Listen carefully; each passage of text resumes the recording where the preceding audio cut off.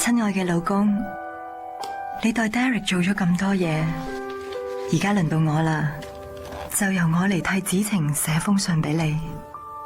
食咗飯未啊？攰唔攰啊？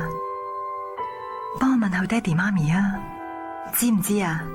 我冇諗過6年之後我哋可以再相逢，再見翻你嘅時候，我個心真係好開心啊！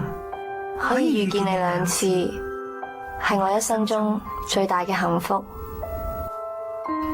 我知道你唔捨得我離去，唔想再放走我第2次。記唔記得你同我講嗰個故事啊？一對夫婦，一個走得快，一個走得慢。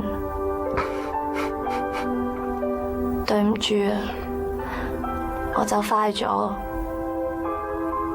對唔住啊，我冇等到你。生命裏面有太多事唔由我哋去掌握啦。等我哋去換過另外一種方式再相愛啊，好唔好？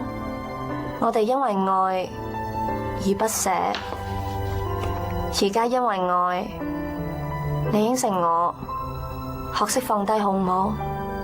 應承我好好咁樣活下去，好好愛你自己。